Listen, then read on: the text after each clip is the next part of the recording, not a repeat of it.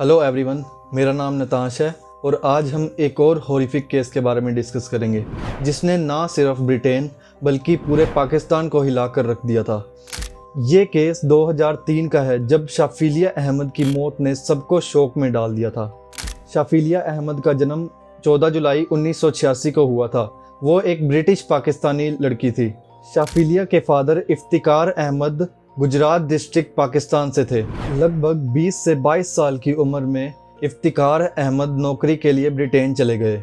वहाँ काम करते करते उनको एक फ़ॉरेन लड़की से प्यार हो गया और उन्होंने शादी कर ली। कुछ ही समय बाद वो एक बच्चे के पिता बन गए। जब वो पाकिस्तान वापस आए और उन्होंने अपनी फैमिली को इस शादी के बारे में बताया तो उनकी फैमिली ने इस शादी को बिल्कुल भी एक्सेप्ट नहीं करा। इफ्तिकार के परिवार ने उन पे दबाव डाला कि वो पाकिस्तानी लड़की से ही शादी करें। इफ्तिकार ने पहले तो पाकिस्तानी लड़की से शादी करने से मना करा, बट फैमिली प्रेशर में आने के बाद उन्होंने इस शादी को एक्सेप्ट कर लिया और फरजाना नाम की पाकिस्तानी लड़की से उन्होंने शादी कर ली।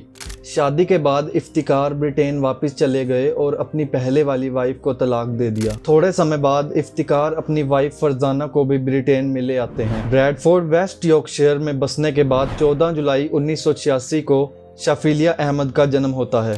शाफिलिया के पैदा होने के बाद इफ्तिकार की पूरी फैमिली वॉरिंगटन ब्रिटेन में शिफ्ट हो गई, जहां शाफिलिया ने अपनी पढ़ाई पूरी करी। इफ्तिकार के परिवार में 2 और बेटियां पैदा होती हैं और उनका परिवार और भी बड़ा हो जाता है। छुट्टियों के दौरान इफ्तिकार अपने परिवार को पाकिस्तान घुमाने ले जाते थे। 2003 में शाफिलिया अहमद 17 की हो चुकी थी और वो लॉ की पढ़ाई कर रही थी। शाफिलिया का सपना था एक लॉयर बनने का। 18 फरवरी 2003 को शाफिलिया अपने परिवार के साथ पाकिस्तान घूमने गई। शाफिलिया वहां एक फैमिली फंक्शन में भी शामिल होती है। पाकिस्तान में रहते हुए शाफिलिया के साथ एक बड़ी घटना होती है। शाफिलिया गलती से फिनाइल क्लीनर पी लेती है। फिनाइल जो कि सफाई के लिए यूज़ होता है, पीने से शाफिलिया के गले में बहुत ही ज़्यादा पेन होने लगता है और वो बहुत तकलीफ़ में होती है। ऐसा कहा जाता है कि शाफिलिया के फिनाइल पीने का कारण उसकी फैमिली थी, क्योंकि उसकी फैमिली उसे अरेंज मैरिज करने का दबाव डाल रही थी और वो भी पाकिस्तान में ही। इस फैमिली प्रेशर की वजह से शाफिलिया ने फिनाइल पीकर अपनी जान देने की कोशिश की थी, लेकिन उसकी फैमिली का कहना था कि फिनाइल को एक पुरानी बोतल में रखा गया था जिसमें अक्सर पानी रखा जाता था और रात के अंधेरे में शाफिलिया ने गलती से फिनाइल पी लिया था, जिसकी वजह से शाफिलिया को हॉस्पिटल में एडमिट करना पड़ता है। उसकी चोट इतनी ज़्यादा थी कि पाकिस्तान में उसे लंबे टाइम तक एडमिट करना पड़ता है। जब बाकी फैमिली मेम्बर्स की छुट्टियां ख़त्म हो जाती हैं तो इफ्तिकार अपनी फैमिली और 2 बच्चों को लेकर ब्रिटेन वापस चले जाते हैं, बट शाफिलिया अभी भी पाकिस्तान में ही रहकर अपना इलाज करवाती है। थोड़े टाइम बाद इफ्तिकार अपनी बेटी शाफिलिया का ब्रिटेन में वापस आने का इंतज़ाम करते हैं और 27 मई 2003 को शाफिलिया को ब्रिटेन वापस लाया जाता है। एयरपोर्ट से सीधा उसे एम्बुलेंस के थ्रू ट्रीटमेंट के लिए हॉस्पिटल ले जाया जाता है। कई महीने ट्रीटमेंट के बाद शाफिलिया का गला काफ़ी हद तक ठीक हो जाता है और वो कॉलेज वापस जाना शुरू कर देती है और इसके साथ साथ ही वो पार्ट टाइम जॉब भी स्टार्ट कर देती है। लेकिन 18 सितंबर 2003 को शाफिलिया के एक कॉलेज टीचर को पता चलता है कि शाफिलिया 1 हफ्ते से कॉलेज नहीं आ रही। टीचर फ़ोन पे कांटेक्ट करने की कोशिश करते हैं, लेकिन शाफिलिया का कोई भी अता पता नहीं था। जब टीचर इसके बारे में शाफिलिया के घर वालों से पूछते हैं तो शाफिलिया के घर वाले इसका रिप्लाई देते हैं कि शाफिलिया 1 हफ्ते से घर पे भी नहीं आई है। टीचर को ये सुनकर बहुत ही अजीब लगता है कि शाफिलिया के पेरेंट्स ने अभी तक शाफिलिया के गायब होने की कंप्लेंट पुलिस में क्यों नहीं लिखवाई। इमीडिएटली टीचर पुलिस को इन्फॉर्म करते हैं। पुलिस इन्वेस्टिगेशन के लिए केस फाइल करके शाफिलिया के घर पर आती है। शाफिलिया के पेरेंट्स कहते हैं कि उन्होंने शाफिलिया को आखिरी बार 11 सितंबर 2003 को देखा था। पुलिस पूछती है कि जब आपकी बेटी 1 हफ्ते से गायब है तो आपने पुलिस कंप्लेंट क्यों नहीं की, तो वो जवाब देते हैं कि शाफिलिया बिना बताए पहले भी घर से गायब हो चुकी है। पुलिस रिकॉर्ड्स चेक करते हैं तो ये पता चलता है कि शाफिलिया पहले भी घर से कई बार भाग चुकी थी।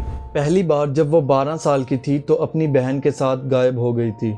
उस वक्त शाफिलिया के पेरेंट्स ने पुलिस कंप्लेंट फाइल की थी, बट शाफिलिया शाम तक घर वापस आ गई थी। दूसरी बार वो 25 नवंबर 2002 को गायब हुई थी और पुलिस ने उसे एक पार्क में बैठा हुआ पाया था। तीसरी बार 3 फरवरी 2003 को वो घर से गायब हुई थी और 2 दिन बाद उसे सेफ हाउस में पाया गया था और उस टाइम उसने अपने पेरेंट्स पे डोमेस्टिक वायलेंस और मेंटल अब्यूज़ का भी केस फाइल करा था। रिपोर्ट फाइल होने के बाद पुलिस ने शाफिलिया और उसके पेरेंट्स से बात की और सब कुछ क्लियर होने के बाद शाफिलिया अपने घर वापस चली गई थी। 18 फरवरी 2003 को शाफिलिया पाकिस्तान गई थी एक फैमिली फंक्शन के लिए और वहाँ भी वो कुछ टाइम के लिए घर से गायब हुई थी, बट कुछ टाइम बाद वो घर वापस आ चुकी थी। ओल्ड रिकॉर्ड्स देखकर पुलिस को लगता है कि शाफिलिया इस बार भी कहीं गायब हुई होगी और वो जल्दी ही घर वापस आ जाएगी। लेकिन कुछ दिन बाद भी जब शाफिलिया का पता नहीं चलता तो पुलिस को ये केस इन्वेस्टिगेट करना पड़ता है। इन्वेस्टिगेशन के दौरान पुलिस को शाफिलिया के घर पे उसके लिखे कुछ पोएम्स मिलते हैं जो उसके हाउस होल्ड इन्वायरमेंट के डिससेटिस्फैक्शन को रिवील करते हैं। पोएम्स से पता चलता है कि शाफिलिया के पेरेंट्स चाहते थे कि वो एक पाकिस्तानी लड़की की तरह लाइफ जिए, बट शाफिलिया वेस्टर्न कल्चर को पसंद करती थी। जब ये पोएम्स पब्लिक होती हैं तो केस को मोमेंटम मिलता है और पुलिस पर शाफिलिया को ढूंढने का प्रेशर बढ़ता है। पुलिस को एक सीसीटीवी फुटेज मिलता है जिसमें शाफिलिया का कुछ पता चलता है और जब ये फुटेज शाफिलिया के पेरेंट्स को दिखाया जाता है तो शाफिलिया के पेरेंट्स मान जाते हैं वो शाफिलिया ही है। उस फुटेज में दिखाई लड़की शाफिलिया नहीं थी, बट शाफिलिया के पेरेंट्स के अकॉर्डिंग वो लड़की शाफिलिया ही थी। पुलिस को शाफिलिया के पेरेंट्स पर शक होने लगता है और पुलिस सीक्रेटली उनके घर पे ऑडियो रिकॉर्डिंग डिवाइसेस लगा देते हैं। रिकॉर्डिंग से पुलिस को कुछ सस्पिशियस बातें पता चलती है, जिसमें इफ्तिकार अहमद कहता है कि अगर मैं ब्रिटेन में 40 लोगों को भी मार दूं और मेरे खिलाफ कोई भी सबूत ना मिले तो मेरा कोई कुछ भी नहीं कर सकता। रिकॉर्डिंग से पुलिस को शक होता है कि शाफिलिया के गायब होने में कहीं ना कहीं उसके पेरेंट्स का ही हाथ हो सकता है। 18 दिसंबर 2003 को पुलिस इफ्तिकार अहमद और उसके और 5 फैमिली मेंबर्स को अरेस्ट करती है शाफिलिया का मर्डर करने और उसकी बॉडी को छुपाने के केस में। पुलिस को उम्मीद थी कि इन्वेस्टिगेशन के दौरान कुछ सबूत मिलेंगे, बट ऐसा कुछ भी नहीं होता और इफ्तिकार अहमद और उसकी फैमिली को रिलीज कर दिया जाता है।